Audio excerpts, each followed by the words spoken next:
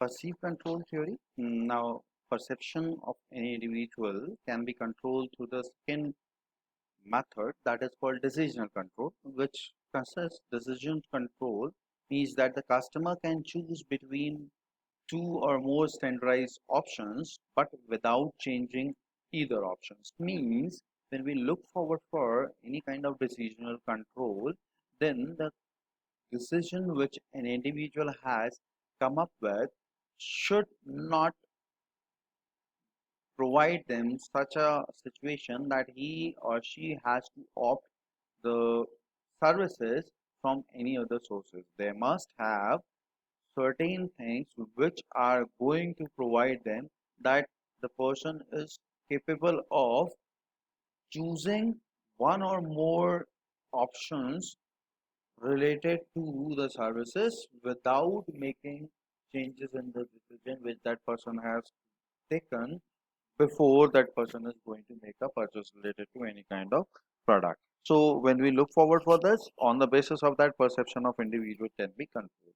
Now, the another thing which is being available as a method to control perception is going to be the cognitive control, that refers to customers understanding why something happens and knowing what will happen next. Now, in this particular case, the perception can be controlled of any individual when the person is capable of realizing that what can be the future related to the services or utility related to the services, and he or she is capable of identifying that what are the things or why anything which is being available in any kind of services is taking place. So all these actions which are taken under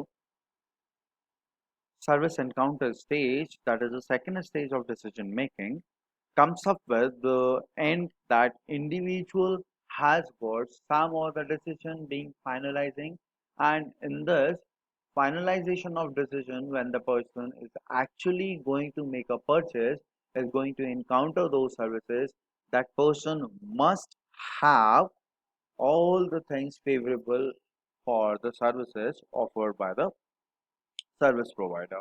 Now, once this person has encountered these services, that person has made a purchase related to the services, then the post purchase relation related stage come across. The third stage of consumer decision making is your post encounter stage. That post encounter stage is when the person has visited the services, encountered the services, confronted those services.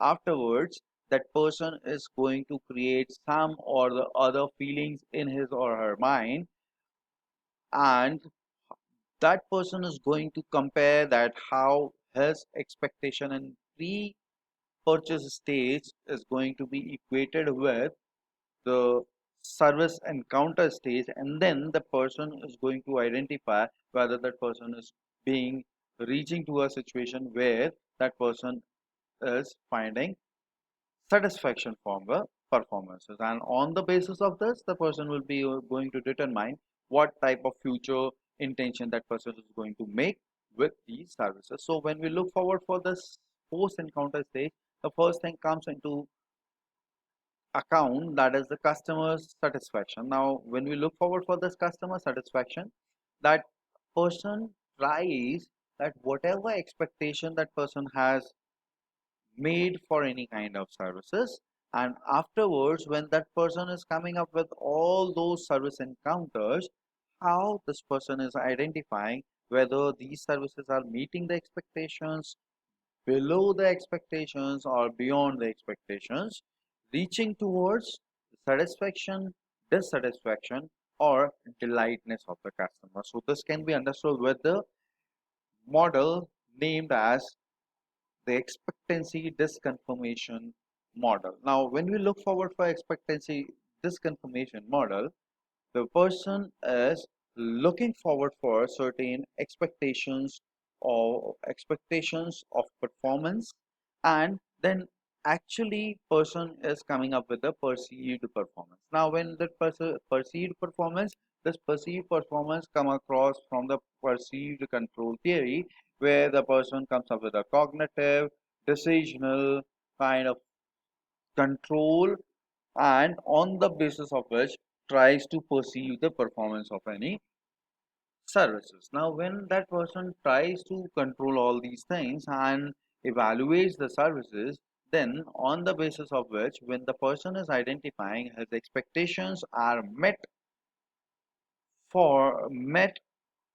from the services which is being provided, that person comes up with disconfirmation being negatively approached. Now, when the disconfirmation is being available, means the person is identifying that this confirmation expectancy not meeting the performance. If this is being negative, then the person will have a satisfactions as an outcome.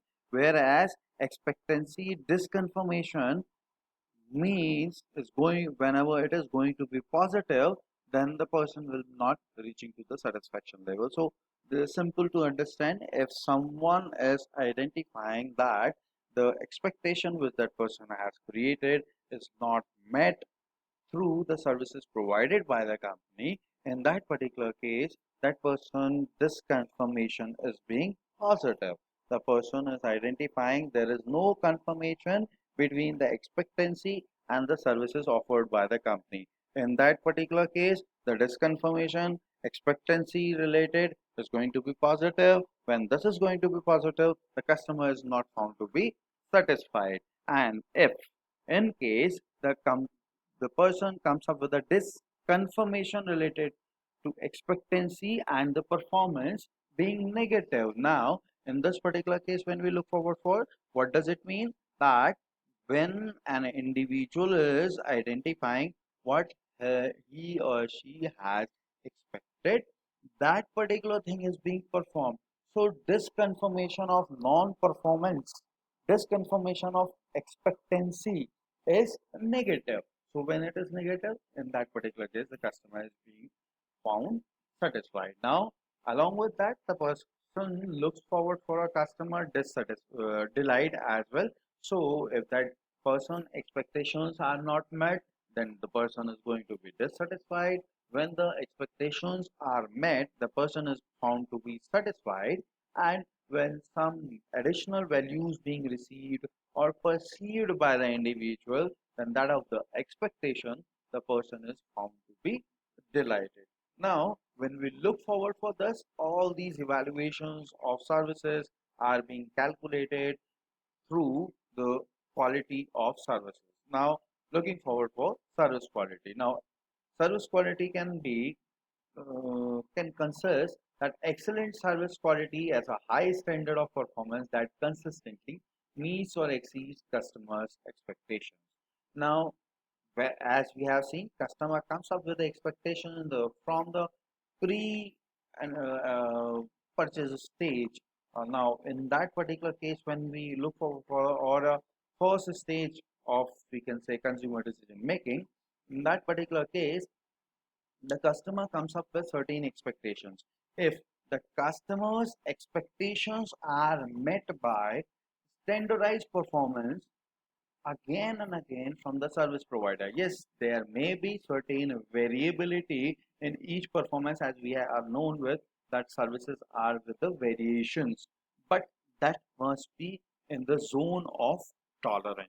So when the person is identifying that with the high standards, a service provider is going to serve the individual customer, and on the basis of that, these performances are meeting the customer's expectations or exceeding the customer's expectations, then the person is going to identify the services are of high quality or of good quality. So when we can identify this particular thing, this can be simply come up with that attribute satisfaction and transaction qualities will be leading towards overall satisfaction, and this overall satisfaction will be leading towards a firm service quality and ultimately will be for a repeat purchase. Now, just understanding this particular thing, that is providing that when any attribute which being identified in or identified being important, considerable set, under the considerable set. From evoked set, then these particular things, if being transacted by the company to the customer will be identifying the overall satisfaction.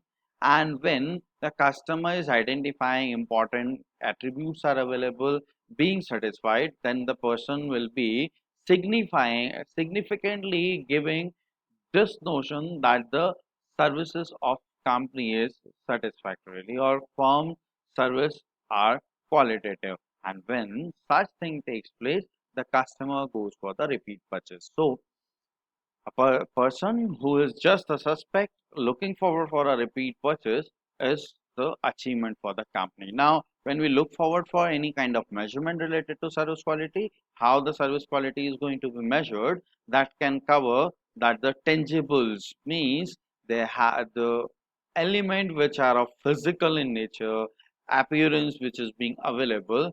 On the basis of that, the person is going to be. There are certain features which are visible. Now, this is not available in each cases, but wherever we are able to transform the intangible aspect to the tangible one, so that the individual can identify certain physical elements related to any kind of services, that will be measure related to quality. The another thing is reliability, that is when we look forward for any kind of services, if the person is into any kind of problem, has to go for maintenance, has to go for improvement, modification, alteration related to the services, he or she identifies that the source from where the service is being received is the only source where that person can receive the asked services, as well as the performances which are being provided by the service provider is going to be accurate. So if such thing is being there, the service quality being measured high. The third thing which is being available for the service quality measurement is the responsiveness, that how promptly, how helpfully the service provider is ready to help the customers with reference to any kind of concerns faced related to services. The other thing which is being available, that is the assurance, like credibility, security, competency, and courtesy. So all these things which we can look forward for from any kind of services, these are the things going to provide assurance to the customer that this facilities, these particular securities are going to be provided from the company side, and this makes service quality of the company being pretty acceptable. Last, that is the empathy, that how very how easy it is to access that particular services, how good the things being communicated, how customer is easily able to understand about those services, that provides support towards the services, and on the basis of which the customer goes for the repeat purchase related to services. So when a company provides a tangibility related to certain elements, providing measurement of those services, coming up with a reliability, that the only source which is credible, which is the only thing through which the accurate performance or the solution for any kind of problem can be received, how easy, how good the service provider in context of helping the customer, as well as how that person assures different kind of security, competency, and courtesy related to the services, and how customer is able to identify, understand, get easy access to the information. On the basis of that, the customer is going to come up with measurement of service quality. The last, when we reach for the this stage, we come across with a customer loyalty, which can be understood as loyalty is a customer's willingness to continue patronizing a firm over long term, preferably on an exclusive basis, and recommending the firm's product to friends and associates. Means a loyal customer is not going to be the purchaser of the services or user of the services, but also going to advocate these services to the other people, so that there can be a good rapport.